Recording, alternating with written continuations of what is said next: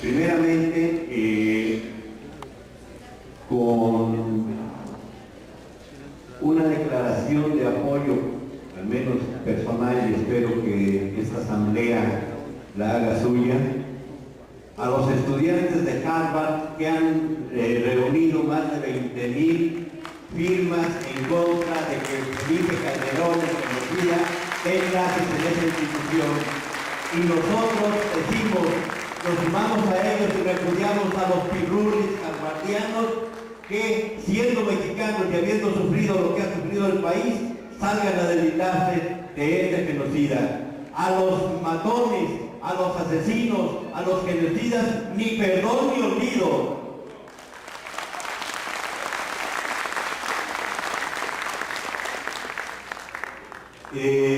Bien, compañeros, pasando propiamente al tema, lo primero que tenemos que entender en cuanto a la situación actual de la industria eléctrica en el país es cómo se ha desarrollado, cómo se ha venido desarrollando, cómo desde 1898 con la compañía de gas y luz eléctrica se empezó a prestar el servicio público en este país. Posteriormente, en ese mismo año, los canadienses fundan la Mexican Light and Power, que es la que vamos a conocer más adelante como Compañía Mexicana de Luz y Fuerza, y posteriormente, después de la reforma salinista, como Luz y Fuerza del Centro. En 1933, Abelardo Rodríguez decreta la formación de la Comisión Federal de Electricidad, misma que es puesta en práctica por el general Lázaro Cárdenas en 1937. A partir de ese momento, el país empieza a sentar las estructuras suficientes y necesarias para ser autosuficiente en el rubro de la electricidad. Y va a ser en 1960, como ya se ha indicado aquí, cuando López Mateos se hace eco de una serie de demandas en favor de la nacionalización de la industria y se adiciona el párrafo sexto al artículo 27 constitucional. A partir de ese momento, la industria eléctrica tuvo un importante desarrollo. Cuando se da la nacionalización, las empresas del país solamente generaban el 13% del fluido. En 1999, año de su máximo desarrollo, las empresas, tanto Comisión Federal como Luz y Fuerza del Centro, generaban ya el 95% de la industria y además contaban con más de 35 millones de usuarios. Es a partir del gobierno de Miguel de la Madrid cuando se inicia la oleada neoliberal en México. Se inicia con él una furiosa embestida en contra de todas las empresas públicas, a la cual, por supuesto, ni la propia Comisión Federal ni Luz y Fuerza del Centro fueron ajenas. Se inicia también, sobre todo a partir de 1992, con la reforma salinista, un proceso de privatización silenciosa, pretendiendo burlar la constitución política por medio del acatamiento de leyes secundarias, como la ley del Servicio Público de Energía Eléctrica, en donde se declara que la prestación y generación de energía eléctrica por parte de particulares no es servicio público si ésta se vende a Comisión Federal de Electricidad. Aquí, si nosotros comparamos estas acciones y este texto de la Ley del Servicio Público de Energía Eléctrica con el texto de la Constitución, veremos que hay una contradicción flagrante entre ambas y que, a final de cuentas, lo único que se buscó fue una triquiñuela legal para poder entregar la industria a los extranjeros y sobre todo a partir de los gobiernos panistas a los españoles. En la actualidad, la industria eléctrica ha venido siendo sustituida paulatinamente por estas empresas.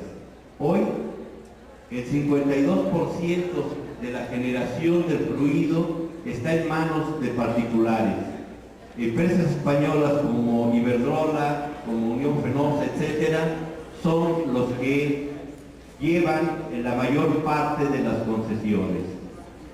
Entre Iberdrola y Unión Fenosa, por ejemplo, concentran el 80% de las concesiones otorgadas a particulares.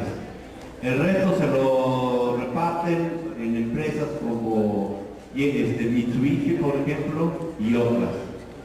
Entonces, el problema para nosotros es que la privatización silenciosa que se ha venido dando por parte del gobierno de la industria eléctrica ha tenido repercusiones graves, no solamente para la prestación del servicio, porque para justificar la entrega de la industria a manos privadas y en primer lugar a manos extranjeras, se ha dejado de invertir en el mantenimiento de las empresas para justificar de esa forma su venta.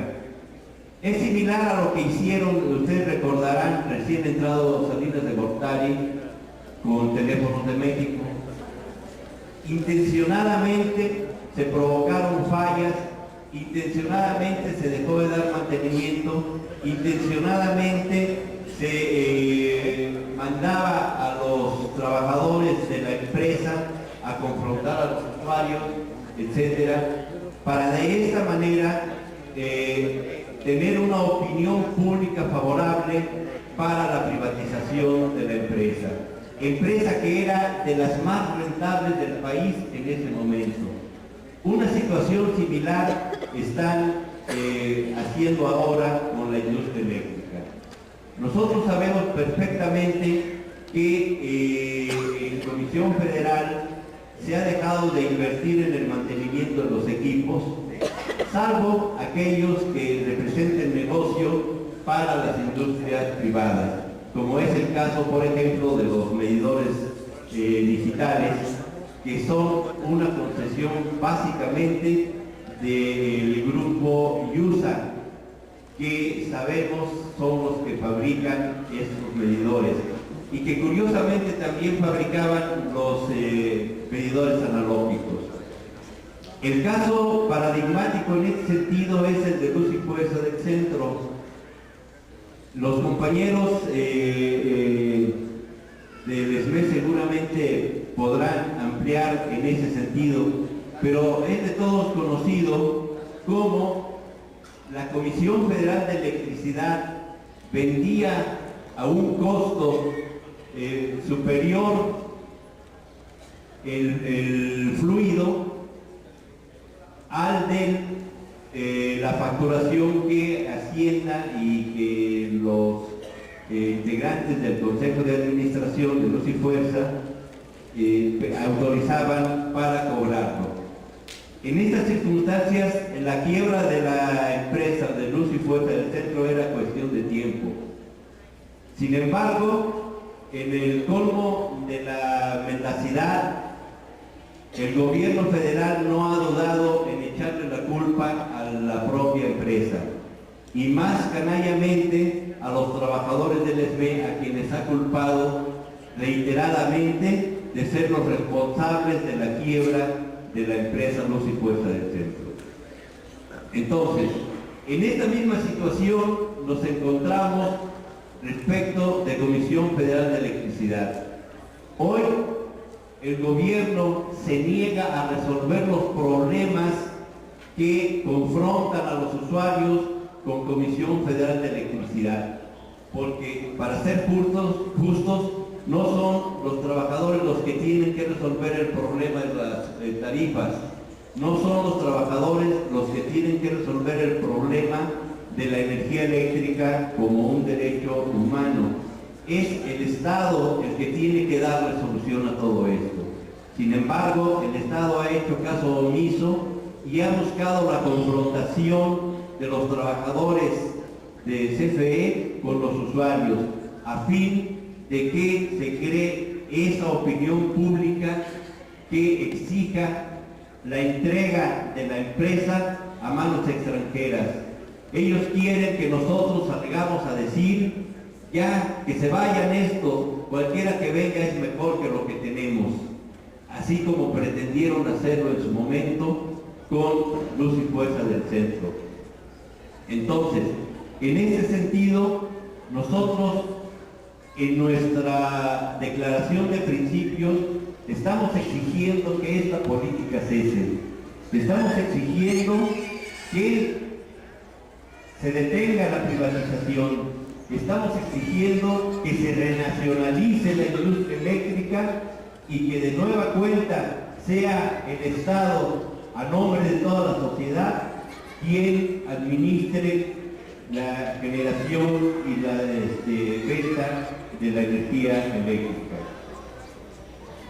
Por eso nosotros nos unimos a todos los movimientos que en estos momentos están pugnando por detener esta política antinacional que viene celebrando el gobierno, el sometimiento incondicional a los intereses y los mandatos de los imperialistas norteamericanos.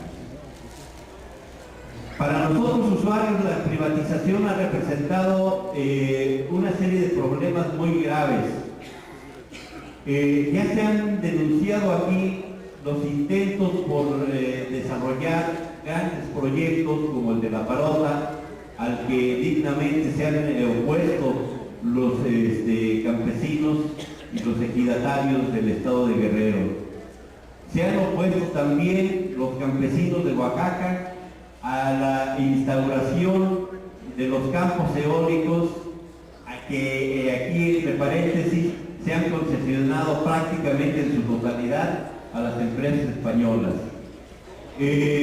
Porque no solamente es el tema de la generación de energía eléctrica, no solo es el tema del encarecimiento del servicio, es el tema del despojo de las tierras que vienen sufriendo los campesinos, porque junto con la concesión para la generación de la energía se entregan terrenos adicionales, propiedad de los ejidos, propiedad de las comunidades indígenas, con los cuales los concesionarios realizan una impúdica especulación. Por eso mismo nosotros llamamos a oponernos a este tipo de prácticas, llamamos a solidarizarnos con estos movimientos de usuarios en resistencia que a final de cuentas están padeciendo los mismos problemas que padecemos nosotros en el centro del país. Por eso es que aquí en el centro del país, y como una demanda específica nuestra, estamos enarbolando no solamente la tarifa social justa, sino también el borrón y cuenta nueva, porque todos los cobros que se están haciendo, que se están realizando en el centro del país, son cobros ilegales, son cobros arbitrarios, sin base de ninguna naturaleza y menos aún justificación. Entonces, compañeros, a final de cuentas, la política privatizadora del gobierno ha llevado a la industria a una situación de postración. Intencionalmente ha perjudicado en una magnitud muy grande nuestros intereses como usuarios y ha generado la entrega de la nación a intereses extranjeros. Nosotros no podemos seguir permitiendo que esta situación se dé. Tenemos que salir, unirnos, organizarnos y luchar en contra de ella. Como han dicho por aquí ya compañeros que me antecedieron, la base fundamental, el arma primordial que nosotros tenemos que manejar en ese sentido es la organización y la unidad. Si nosotros somos capaces de lograr esa organización y esa unidad, pues estoy seguro que vamos a triunfar. Por último, y ya para concluir, yo quisiera que la mesa pudiera retomar la propuesta de que se elabore un pronunciamiento especial en contra de lo siguiente. En primer lugar, en contra de la criminalización de la protesta social. Exigimos la derogación del artículo 362 del Código Penal del Distrito Federal, porque no es posible que nosotros permitamos que en este momento siga habiendo el delito de disolución social encubierto con el nombre de alteración de la paz pública. No queremos el regreso de Díaz Ordaz aquí, compañeros.